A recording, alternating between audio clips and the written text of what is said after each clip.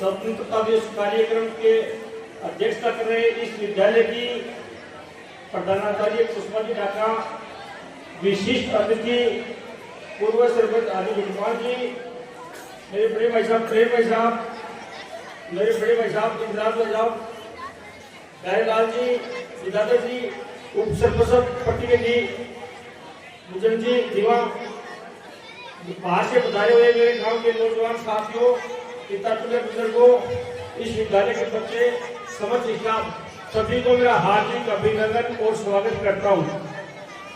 ये आज के कार्यक्रम में छोटे छोटे बच्चों ने बहुत ही अच्छी प्रस्तुति की है। ये सराहनीय, बहुत ही सराहनीय के लायक है और जिन्होंने इनको तैयारी करवाई साथ ही उनको भी बहुत धन्यवाद देना चाहता हूँ कि बहुत अच्छी तैयारी करवाई है। जय हिंद जय भारत।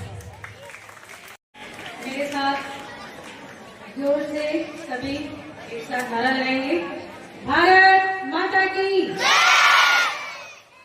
भारत माता की, भारत माता की, वंदे वंदे वंदे। आज के 79वें स्वतंत्रता दिवस के इस भव्य कार्यक्रम में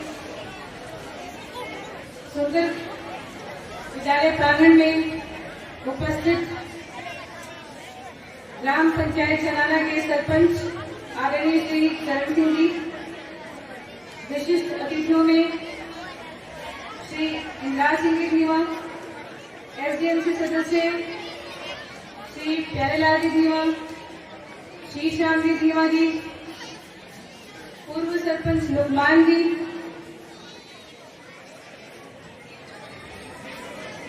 अन्य सभी उपस्थित आदरणीय विशिष्ट अतिथिगण, ग्राम से पधारे हुए सभी माताएं बहनें, युवा शक्ति, मातृशक्ति, विद्यालय स्टाफ व प्यारे बच्चों, मैं आप सभी को स्वतंत्रता दिवस की हार्दिक बधाई, शुभकामनाएं देती हूँ। आज का ये दिन, ये शुभ दिन इस देश को यूं ही प्राप्त नहीं हुआ। प्यारे बच्चों, इस दिन को प्राप्त करने के लिए जब हम इतिहास खंगाल कर देखते हैं तो पाते हैं कि कितने ही वीर, युवा, जवानों ने अपनी आहुतियां दी, अपना बलिदान दिया।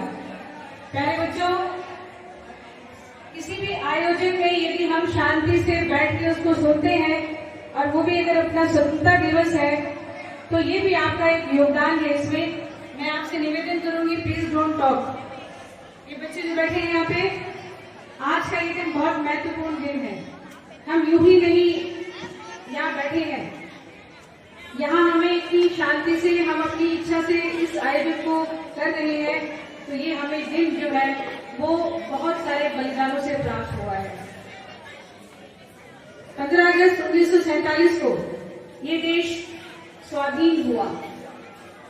स्वाधीन होने के बाद स्वतंत्रता दिवस हम मनाते हैं, दोनों चीजें हम बात करते हैं। हम कहते हैं स्वाधीनता दिवस की बधाई और हम स्वतंत्रता दिवस की बधाई, दोनों तरीके से हम बात करते हैं। तो इनमें फर्क इतना है कि आजाद होने के बाद 26 जनवरी 1950 को हमारा पहला गणतंत्र दिवस मनाया गया, जब हमारा संविधान लागू हुआ, यानी हमारा पहला सिस्टम, हमारा पहला तंत्र जो है वो लागू हुआ। तो स्वाधीनता से हम स्वतंत्र हो गए और हमने अपने तंत्र बनाने शुरू कर दिए, यानी हमारे देश में देश का बनाया हुआ कानून लागू है। हम अपने देश के बनाए गए कानून के अनुसार हमारा आचरण, हमारा जीवन व्यतीत कर रहे हैं। ये किसी भी देश के लिए बहुत बड़ी उपलब्धि होती है। बच्चों, इस विद्यालय में आपने बहुत सुंदर सुंदर प्रस्तुतियां देखी और उन प्रस्तुतियों को देख करके हर किसी के मन में एक जज्बा जागा, एक खून खौल उठा प्रोग्राम को देख करके कि देखो ऐसी लड़ाइयां जो है इस देश को आजाद करने के लिए ऐसे ऐसे लोग थे जो आप जो जिन्होंने अपनी आहुतियां दी है और हमें यहाँ आज का ये दिन देखने को मिला है। इतनी सुंदर प्रस्तुतियां थी, कहने के लिए शब्द नहीं है मेरे पास, लेकिन ये हमारे शिक्षकों की मेहनत है। ये हमारे शिक्षक बच्चों में जो कौशल देखते हैं वो उसको तराशते हैं और फिर वो प्रस्तुतियां तैयार होती हैं।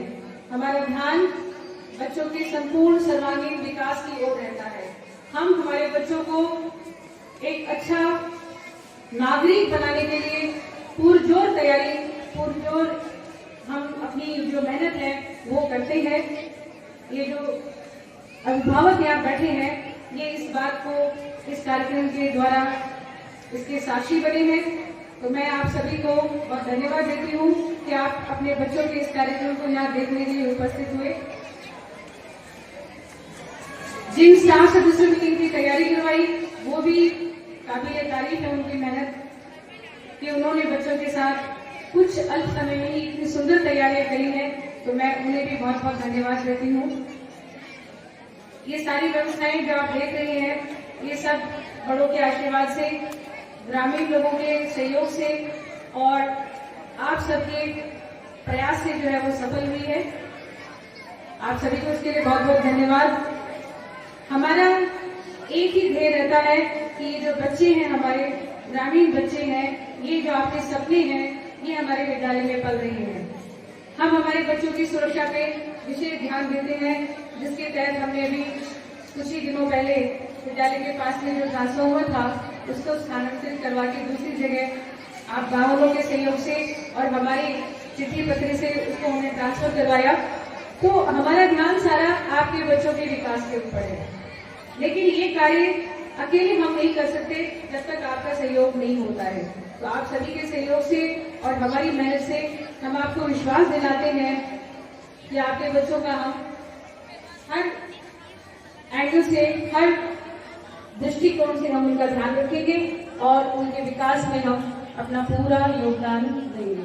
ग्राम पंचायत चनाना के सरपंच चरण से यागी प्रधानाचार्य पुष्पादी ढाका, मंच पर विराजमान सभी विशिष्ट अतिथि, समस्त विद्यालय परिवार, ग्राम के आए हुए अभिभावक, ग्रामवासी, आज बहुत खुशी का पल है कि पूरा देश हमारा राष्ट्र पर्व मना रहा है। और इन दिनों में हमें और भी बड़ी खुशी है कि पिछले 4-5 दिन से तिरंगा यात्रा निकल रही है और हम उन वीर शहीदों को याद कर रहे हैं जिन्होंने देश के लिए सर्वस्व न्यौछावर किया है। और इस बात को ये हम मान सकते हैं कि पूरा का पूरा देश एक शहीदों के प्रति बहुत ही जबरदस्त श्रद्धांजलि अर्पित कर रहा है। जहाँ तक ग्रामों में देखते हैं, शहरों में देखते हैं, सब जगह तिरंगा यात्रा निकल रही है और उसमें वीर शहीदों को हम बड़े ही फख्र से याद कर रहे हैं। आज इस पावन पर्व पे मैं 2-3 बातें बच्चों के साथ शेयर करना चाहूंगा, क्योंकि स्वतंत्रता दिवस और उसमें योगदान देने वाले सभी महानुभावों का जिक्र पूर्व वक्ताओं ने कर दिया है।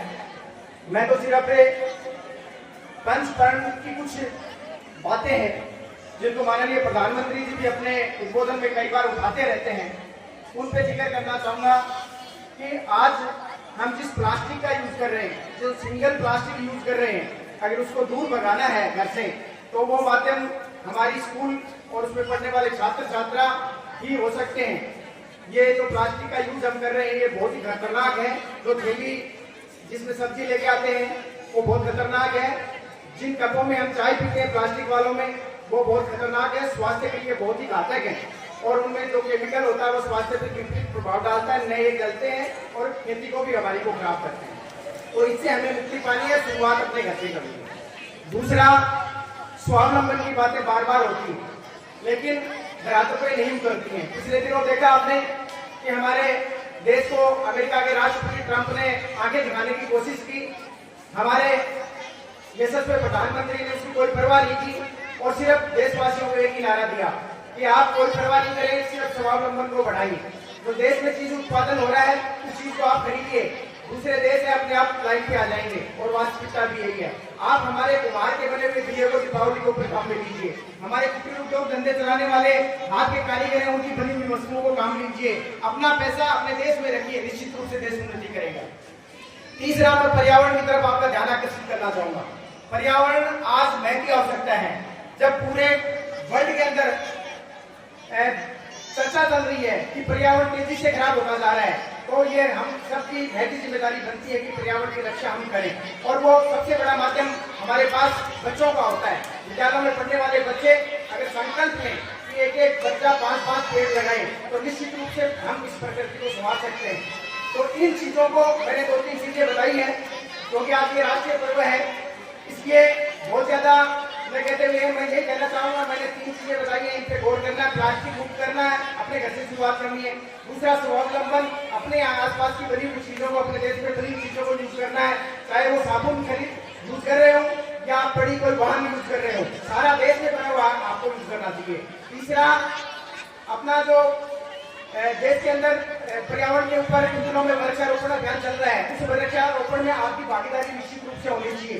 तीसरी मैं जिक्र करना चाहूंगा कुटुंब प्रबोधन की। कुटुंब प्रबोधन आज की महती आवश्यकता है। पहले हम देखते थे कि दादा परदादा के सारे भाई, पूरा परिवार एक जगह बैठ के बातें करते थे, लेकिन आज सारे के सारे एकल परिवार हो गए हैं। और एकल परिवार का विपरीत प्रभाव यह पड़ा है कि हमें हमारे रिश्ते तक याद नहीं। अगर बच्चों को पूछ ले कि आपके बुआ जी का नाम, आपके फूफा जी का नाम, आपके दादाजी का नाम, आपके दादी जी का नाम, या अपने और ऊपर वाली पीढ़ी का नाम पूछ ले, तो कई बच्चे उत्तर नहीं दे पाएंगे। ये क्या हो रहा है?